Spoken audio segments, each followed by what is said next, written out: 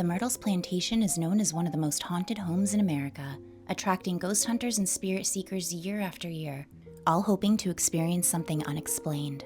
But what almost never gets talked about is the house itself, and all of the design inspiration to be had here. With its decorative ironwork, sweeping porch, and original structure, this home looks like it was taken right from a Southern Gothic design playbook. Hi, I'm Allie, and welcome back to Fab Little Dish, where we celebrate vintage homes, timeless design, and the stories that keep their history alive. This is the only channel where we take a deep dive into the design details that make these homes so unique and special. So make sure to hit subscribe and check out my other house tours on this channel, featuring historic homes across the country and then some. Make sure to also hit thumbs up if you love historic house tours and the stories that keep them alive. Now let's head to St. Francisville, Louisiana to take a closer look at one of America's most infamous homes.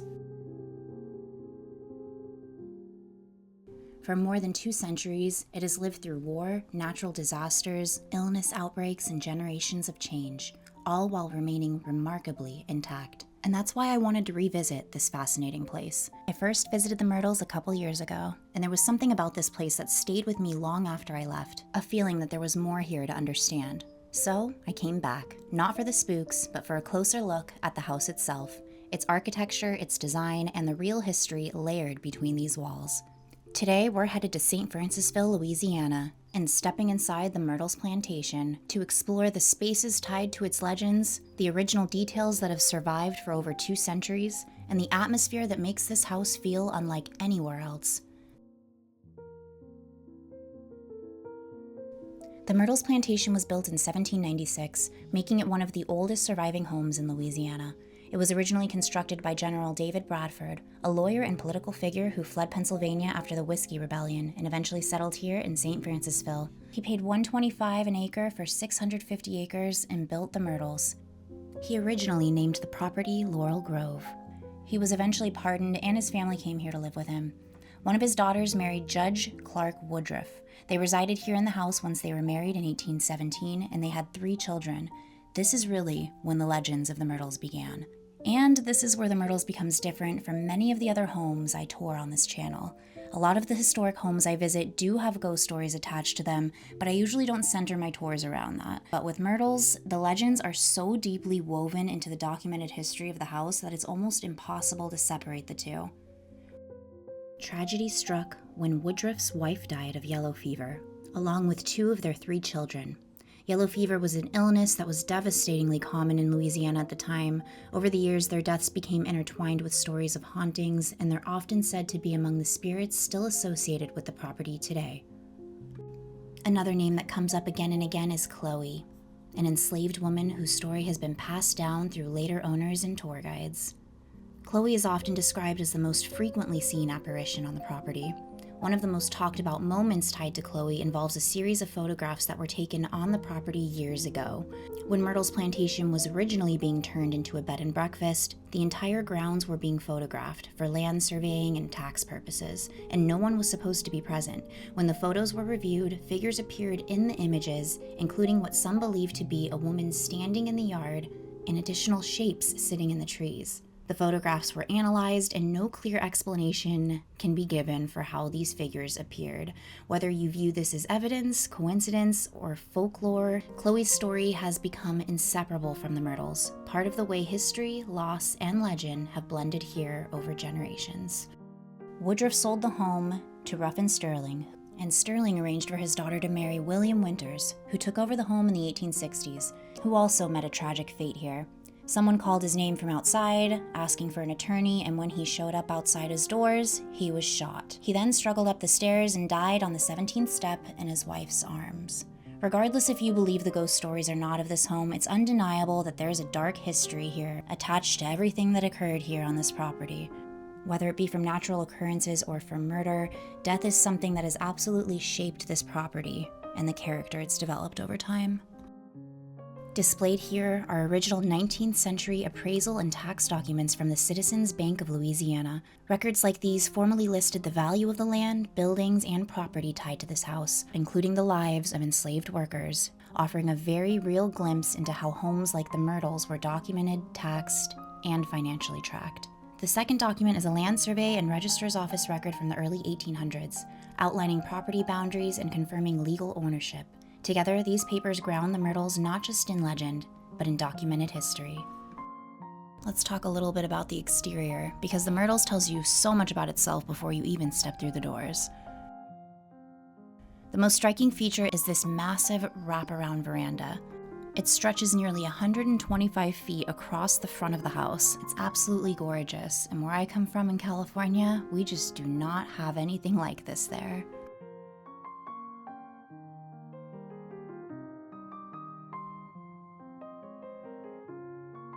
You'll also notice the ornate wrought iron railings, which were added later in the 19th century. They give the house its instantly recognizable look today and reflect how the home has evolved over time.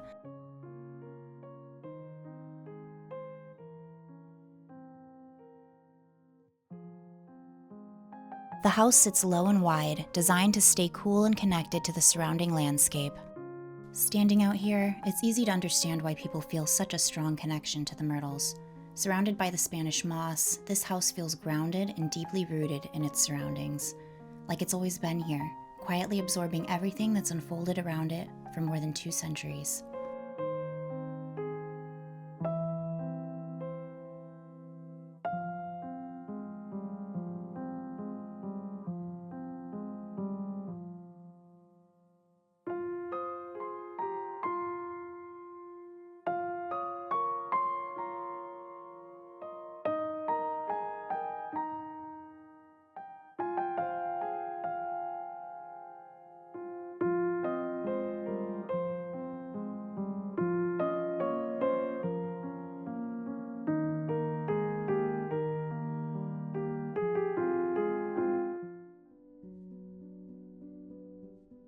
As we step inside, we're standing in the entry hall, which is the spine of the house.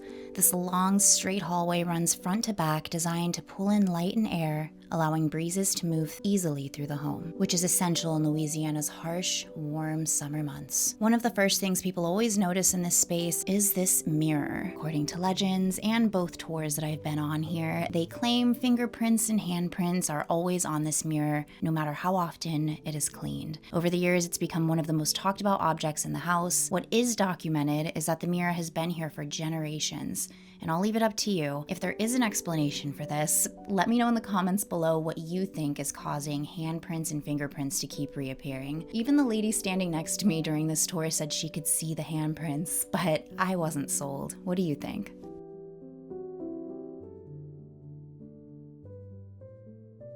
From the wide plank floors to the simple but sturdy trim, everything in here feels somewhat practical.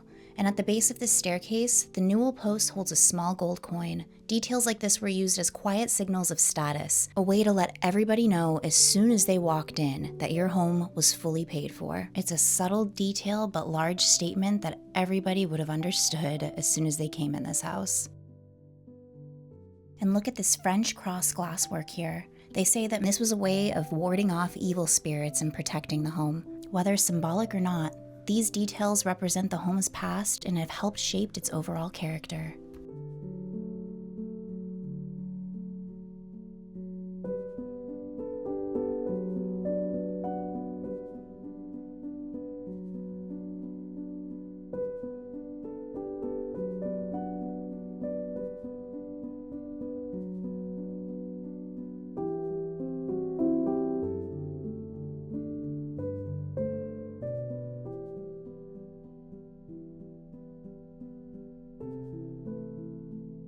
The upstairs bedrooms at the Myrtles are reserved for overnight guests today, which is likely why one bedroom has been staged on the main floor downstairs. On a previous tour, this room was presented as Mrs. Sarah Woodruff's bedroom.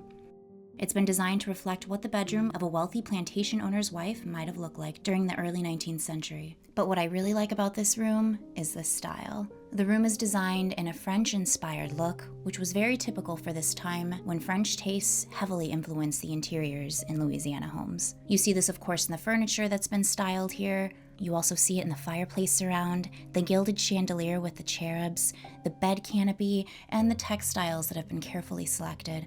The colors here are elegant and soft, creating such an inviting space under the warm glow of the chandelier.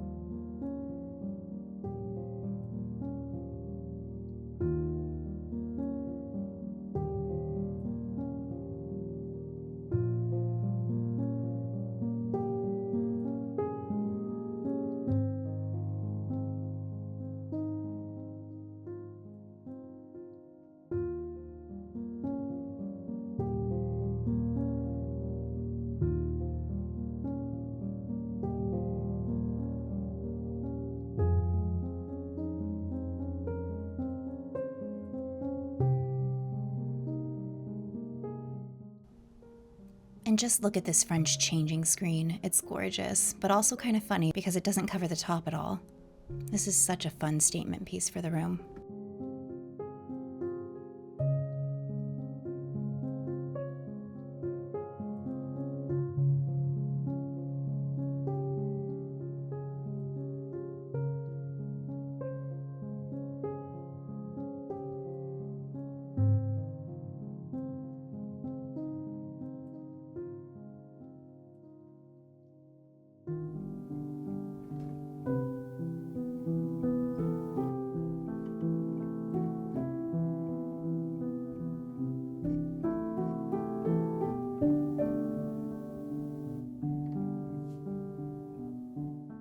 Next, we step into the dining room.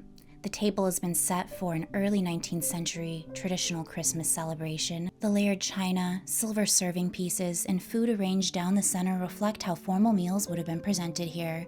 The meals weren't rushed, they were meant to be enjoyed. And the length of the table immediately tells you that this was a house designed for entertaining. The green fireplace anchors the room visually. It's treated to resemble green marble, a look that was very popular in the 19th century and often used to elevate rooms where guests would gather. The color palette is also aligned with a 19th century Southern French style. Warm peach and blush tones paired with deep green and gold accents, very Gone with the Wind. These rich colors were very popular during the 1800s and were chosen to give off a very refined and elegant look. The palette in here just feels so unmistakably Southern.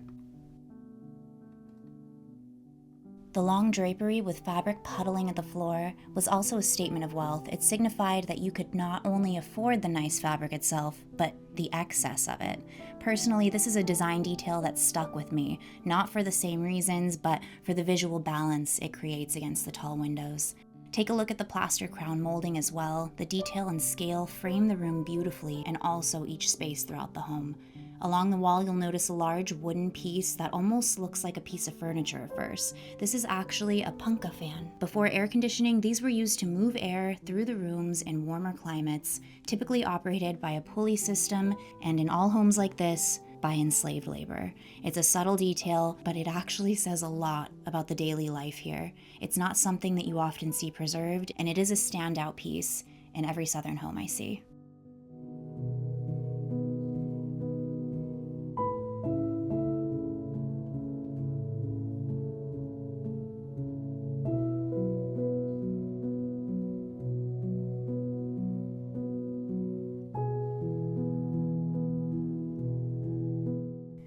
These spaces are traditionally referred to as the front parlor and the back parlor, and they were meant to be experienced together, a sequence of formal rooms designed for receiving guests, entertaining, and showing the social side of the house. What immediately stands out here is the symmetry of the space. The tall windows, French doors, mirrors, chandeliers, and furniture placement all work together to create balance.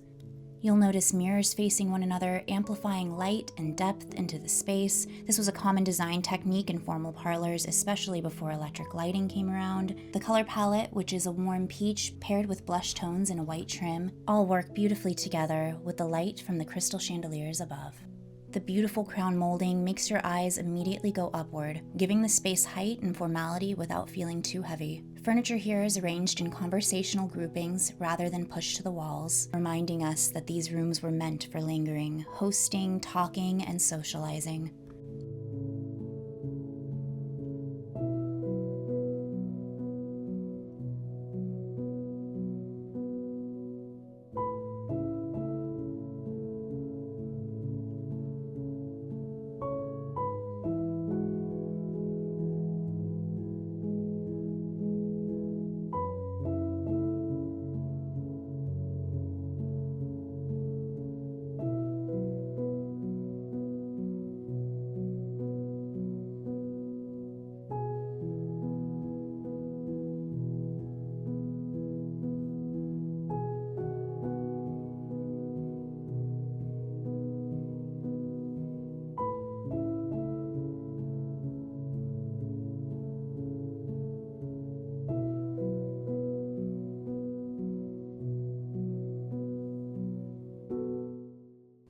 And I just love these sliding pocket doors. Such a great way to turn one giant space into two smaller sitting rooms.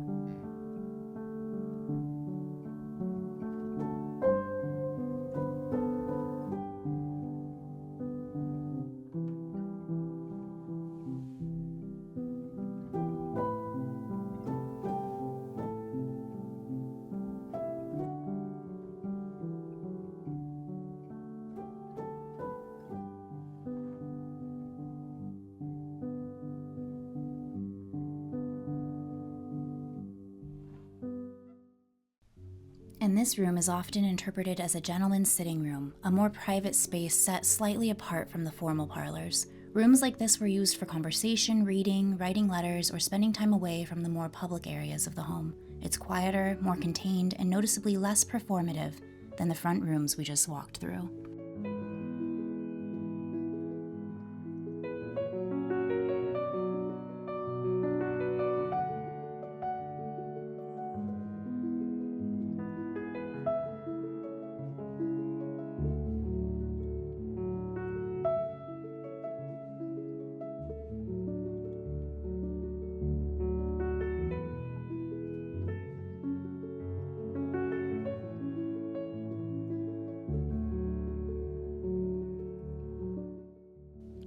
Walking through the Myrtles, what stays the most with me isn't a single story. It's how tightly everything here is layered together. The architecture, the rooms, the objects, they carry traces of the people who lived here. This house might be famous for its legends, but underneath those stories is something quieter and far more lasting. That's what makes places like this matter. Not because of what might still linger, but because of the people who once lived here, those who were forced to work here, and how each of these lives helped shape the spaces we're able to still walk through today.